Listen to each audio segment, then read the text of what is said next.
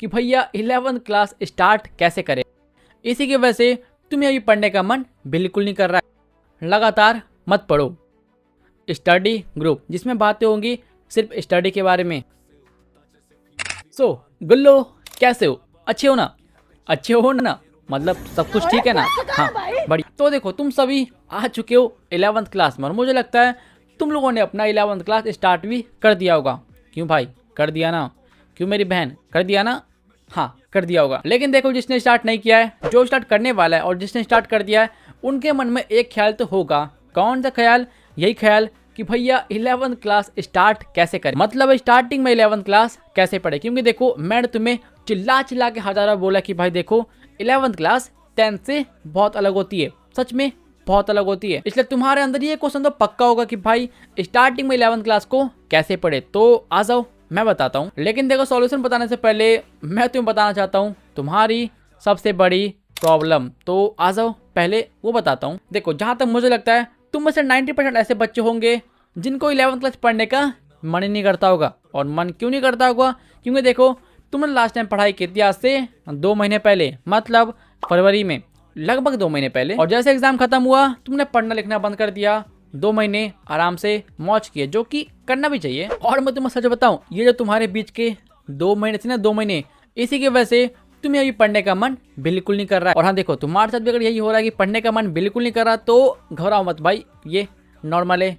मेरे साथ भी होता है और बहुत लोगों के साथ भी होता है। मैंने भी पढ़ाई में 2 महीने गैप किया और जब मैंने कल पढ़ना स्टार्ट किया उसके बाद मुझे पढ़ने का मन बिल्कुल नहीं कर रहा है। लेकिन धीरे धीरे वो ठीक हो जाएगा। लेकिन फिलहाल अभी के लिए हम बात करते हैं कि मैं 11th क्लास को पढ़ना कैसे, स्टार्टिंग में कैसे पढ़ना है। तो आशा वो मैं बताता हूँ। और हाँ, लास्ट में एक बोनस पॉइंट है, उसे देख के जाना, तुम्हारे काम का है वो। पॉइंट नंबर 1 है माइंडसेट, मतलब कि अपने माइंडसेट को बदल लो पूरी तरीके से। मुझे पता है तुम में से बहुत लोगों का माइंड वहीं अटका हुआ है। कहाँ अटका हुआ है? 10th में। क्या सोच रहे हो कि भाई 10th की तरह 11th भी इजी होगा, लास्ट के 1-2 महीने पढ़ के पास हो जाएंगे, कोई दिक्कत नहीं है। और देखो, अगर तुम भी ऐसा सोचते हो तो मुझे लगता है तुमसे ज़्यादा बेवकूफ़ यहाँ पे कोई नहीं है। इसलिए अपना माइंडसेट को थोड़ा अपडेट करो 11th क्लास के अकॉर्डिंग। नंबर 2, देखो, स्टार्टिंग में जहाँ तक मुझे लगता है तुम्हें दिक्कत होने वाली है। दिक्कत कहाँ होगी? मैंने तुम्हें बताया था तुम्हें दिक्कत होने वाली है सबसे ज़्यादा फिजिक्स में, उसके बाद केमिस्ट्री में, उसके बाद मैथ में। हाँ, 3 बता रहा हूँ मैं साइंस के बच्चों के लिए। और देखो, अगर तुम नहीं चाहते कि तुम्हें ज़्यादा दिक्कत हो तो प्लीज़ मेरी एक बात कान में घुसा लो, कॉन्सेप्ट समझो, उसके बाद सब कुछ हो जाएगा। खासकर फिजिक्स, केमिस्ट्री, मैथ, इन 3 सब्जेक्ट में रट्टा मत मारना, वरना बहुत गंदा वाला कटने वाला है तुम्हारा। पॉइंट नंबर 2, लगातार मत पढ़ो। हाँ, ये मेरे अकॉर्डिंग है। देखो, मैं मान के चल रहा हूँ तुमने 11th क्लास को स्टार्ट कर दिया है और जहाँ तक मुझे पता है तुम्हारी स्टार्टिंग में 3 या 4 क्लास होती होगी, जो कि लगातार, मतलब सब जोड़े तो 3 या 4 घंटे का होता होगा एक दिन में। तो मेरे अकॉर्डिंग तुम्हें ये सारे क्लास को लगातार नहीं करना चाहिए।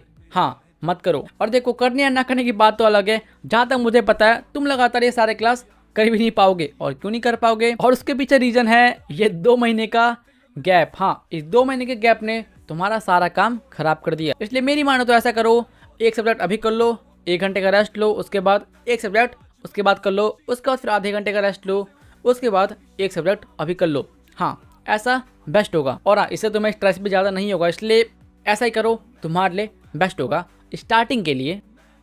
पॉइंट नंबर 3, मिस्टेक मत करना। भैया कैसे मिस्टेक नंबर 1, नोट्स बनाना मत भूलना।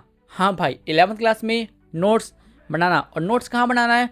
नोट्स तुम्हें बनाना है क्लास में ही। हाँ, क्लास में नोट्स बनाओ, वो सबसे बेस्ट होता है। मिस्टेक नंबर 2, बैकलॉग्स मत लगने देना। प्लीज़ भाई, बैकलॉग्स मत लगाना। क्योंकि देखो, एक बात मेरी सुन लो, अगर तुमने 11th क्लास में बैकलॉग लगाया तो तुम्हारी, मतलब तुम खत्म हो, सच में खत्म हो। तुम ना बैकलॉग के नीचे दब जाओगे, उसके बाद तुम बाहर निकल भी नहीं सकते हो। क्योंकि 11th क्लास में बैकलॉग लगता है बहुत ही गंदा, बहुत ही खतरनाक। तो हाँ, यही कुछ ऐसे पॉइंट थे जो कि मैं तुम्हें बताना चाहता था। और देखो, अगर तुम यहाँ से वीडियो देख रहे हो तो कुछ बोनस पॉइंट तुम्हारे लिए, तो ध्यान से सुनना, ये बोनस पॉइंट सिर्फ तुम्हारे लिए।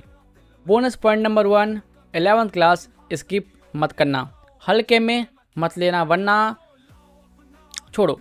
हाँ, बस स्किप मत करना। पॉइंट नंबर 2, अगर तुम चाहते हो कि मैं अच्छा स्कोर करूं तो मुझे लगता है तुम्हें अपने आप में ही एक स्टडी ग्रुप बनाना चाहिए। कौन सा ग्रुप? स्टडी ग्रुप, जिसमें बातें होंगी सिर्फ स्टडी के बारे में। हाँ, सिर्फ स्टडी के बारे में। और अब देखो, स्टडी ग्रुप के ऊपर एक वीडियो आने वाली है, सेपरेट वीडियो आएगी एक, जिसे तुम पूरी तरीके से देख लेना। बोनस पॉइंट नंबर 3, अगर तुम ऑनलाइन पढ़ते हो तो क्लास को नॉर्मल स्पीड पे मत देखना, उसे 1.5x कर लो या जितना हो सके उतना कर लो, तुम्हारे कंफर्टेबल के अकॉर्डिंग। तो हाँ ठीक है, आज की वीडियो के इतना ही। आई हो तुम वीडियो पसंद आया होगा, पसंद आया तो लाइक करो, और तुम नए स्टूडेंट हो तो सब्सक्राइब कर लो, वो सब्सक्राइब का बटन फ्री होता है तो कर लो। और हाँ, जाते जाते कमेंट करना, कमेंट में ये लिखना कि भैया मैंने 11th क्लास स्टार्ट किया कि नहीं किया। हाँ, मैं तुमसे पूछूंगा, बार बार पूछूंगा, कुछ कर लोगे क्या? कुछ नहीं कर सकते मेरा, हाँ कुछ नहीं कर सकते, तुम फिरती हो तुम लोग, इसलिए मजाक कर रहा हूँ, ठीक है। तो कमेंट करो मैंने 11th क्लास स्टार्ट किया कि नहीं किया, फटाफट कमेंट करो। Sorry, bye. Ampe to ahí no.